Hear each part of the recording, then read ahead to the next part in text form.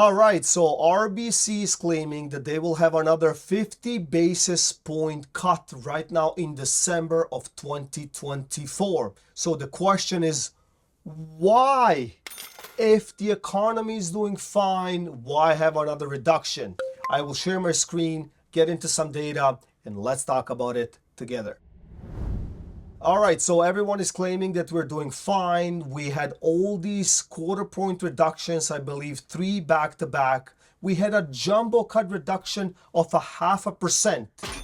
And now RBC is claiming that they will have another 0.5 point reduction in December of 2024.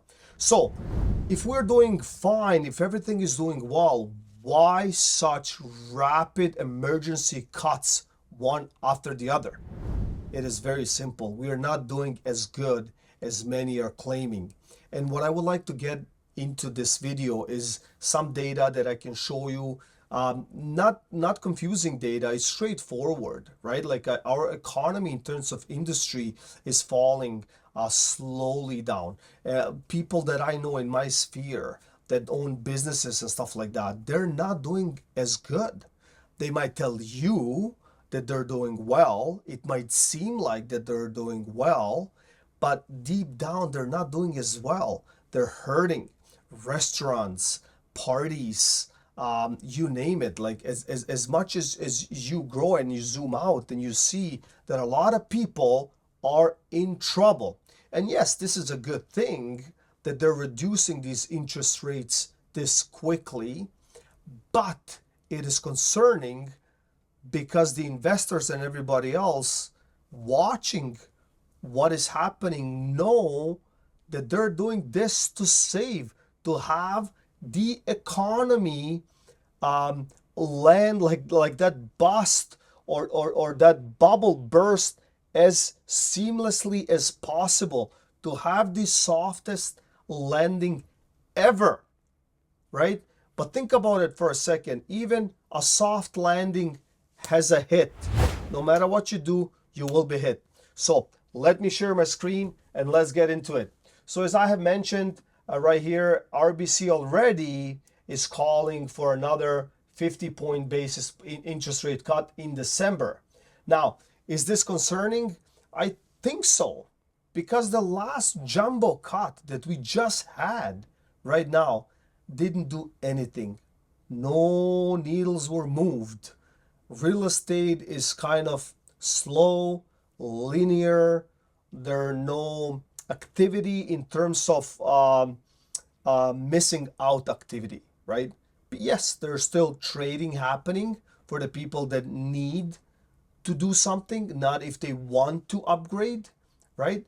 And even in my sphere, the people that, have the funds, have the money, they're kind of shuffling their investments, they're shuffling their real estate portfolios. At least they try to shuffle their real estate portfolios. They're even downsizing. I've seen a few downsize, right? So I kind of started scratching my head. I'm like, look, if they're kind of downsizing and they're a big caliber, then what is happening to the rest of us, kind of thing? You know what I mean? So I'm speaking to other other clients and colleagues and friends from my sphere and people that I know. Businesses are not doing as well. I mean, they might tell you that they're doing fine, and they might be doing fine, but who knows what the back end looks like, how the financials look like. So these are some times whenever I see rapid cuts, emergency cuts, when it comes to interest rates, you know that in this particular instance, the bank is trying to kind of ignite this market, not only real estate market, overall market, the economy.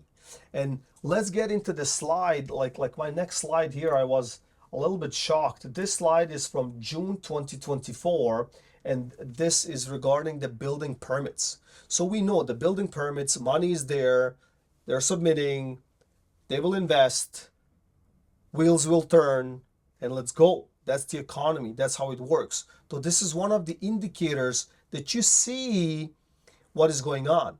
And some of the big key provinces like British Columbia, Saskatchewan, Ontario, even Quebec, right? Like they're down. Everything is in the red except Prince Edward Island. So if we see here, British Columbia is 23% down. Saskatchewan, 24.9%. Ontario, 12.8%. Quebec, 13.9%. And then we have Prince Edward Island at 95.6% positive, went up by almost 100%. So the question here is, why Prince Edward Island? I personally believe it's because of maybe lifestyle, people retiring, people moving there, cheaper to live, cheaper to own, cheaper to have a lifestyle that you would like to have and still stick to Canada, not move out of Canada. So maybe Prince Edward Island matched all these criteria when it comes to some of these permits. Also, these could have been the permits for apartment buildings, people are investing, maybe the population is growing and the investor saw the opportunity to kind of, build these dwellings that they can rent out to potential tenants. But getting back to another slide here, like I see that like this is also an indicator here that the industrial commercial is down in Canada by 42.6%, people. That's a lot. That's a lot. Having said that, I mean, these things, when it comes to the industrial, not every day you're gonna have a permit, land to your desk for a $4 billion project, as an example, right? But as you see that everything is in the red, right? So we have the institutional that is kind of up by 1% or zero. Yes, Canada is growing. We have a lot more people. We need more hospitals. We need more emergency. We need more institutional dwellings and stuff like that. So I see that.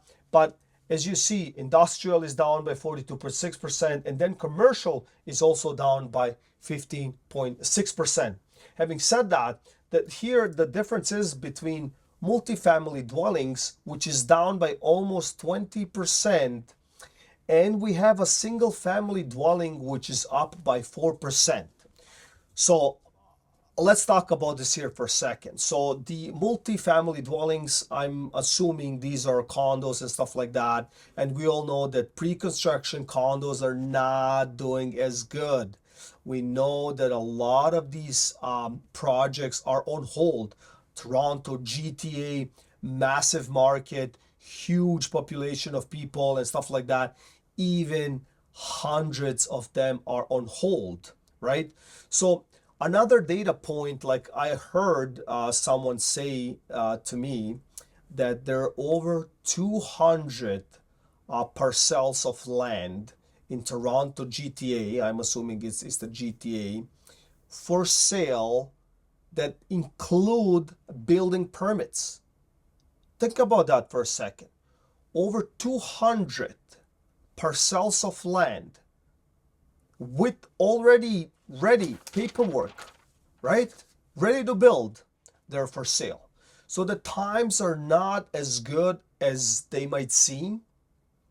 And I would like to touch on that just in a second here. But when it comes to the single family dwellings, many are choosing that path, buying a detached home, maybe sharing floors with family members, maybe renting out a basement apartment or rooms in their house.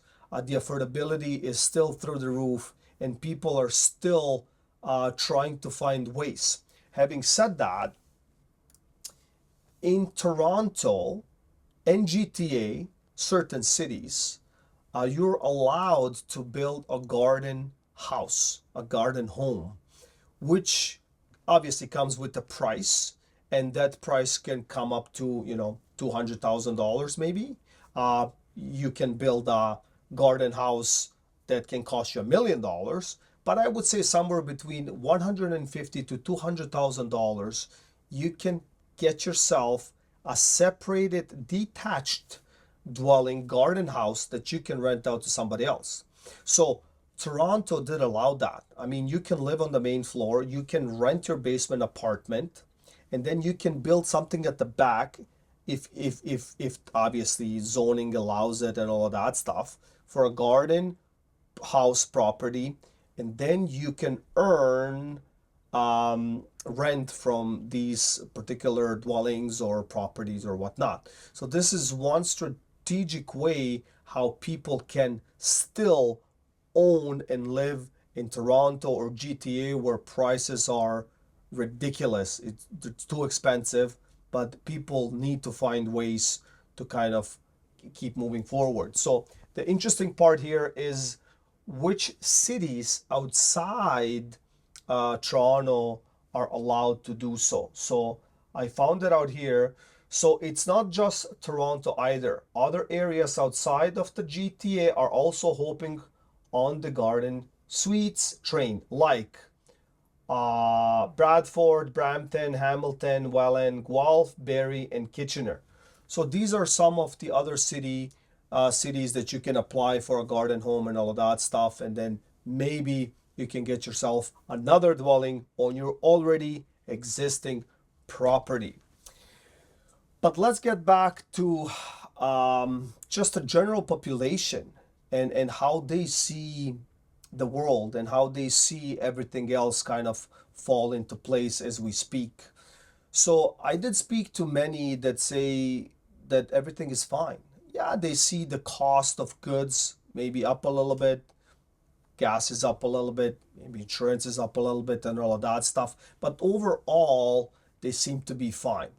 And I found that that particular profile is the owners that own for a long time, maybe paid off their mortgages, close to retirement. They're kind of not seeing the overall picture, and they're not kind of seeing what is really happening. So most of the time, I'm kind of debating with that particular profile because they tell me, look, in the 70s it was hard, or in the 80s it was hard, and I'm not denying that. But I believe that today's time is more challenging. I'm not saying it's cheap, but it's more challenging to own versus 30, 40, 50, 70 years ago, right?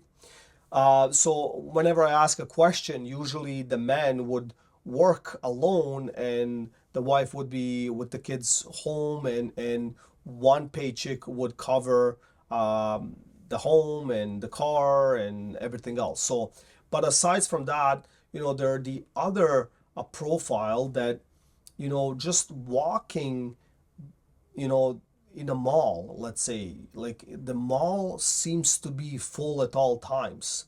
I don't know why, but I guess in Canada it gets very cold, so people have nowhere else to go, something on a large scale other than a mall.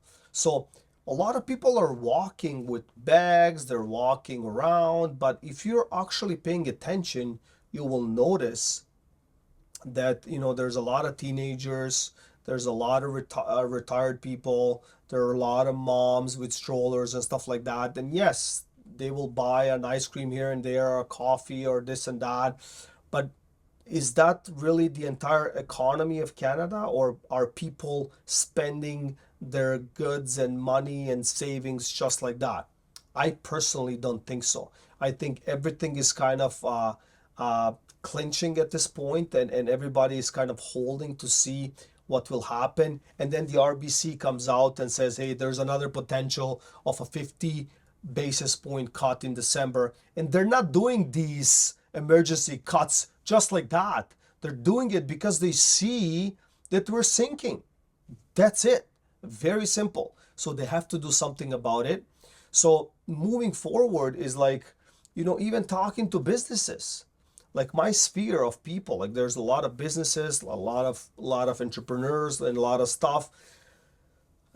Not many know what the direction is. And when you're looking at the financials, they're like, oh my gosh, like like outside everything looks fine and dandy, but within like everything is broken, right? Like we're not making any money. So most of these people are not profitable, or the margins are very, very tiny and small, right? I'm not saying it's for everybody. I'm sure there are a lot of people that make tons of money and this particular situation is not impacting them. But overall, this is what it is. And then there are, that profile, that characteristic of people that, maybe they're renting and they maybe work 9 to 5 and they don't have these um, views, or they don't know of any better, and they're kind of shielded from everything that's happening, right? So when you talk to them, they're like, oh, I don't know what you're talking about. Well, because you have been living under a rock. Maybe for you it's better to stay there and just enjoy your life, but for everybody else, I think this is it. So 2025, as per claiming of Canada government side, and everywhere else, like what I can see, that we will see a 1.2% increase for our economy in Canada in 2025, which is not much, is probably way, way, way less what they were anticipating. But this is it for now. So I hope you enjoyed this content. You learned something from this video. If you like any of these, please click on them, and I will see you in the next one.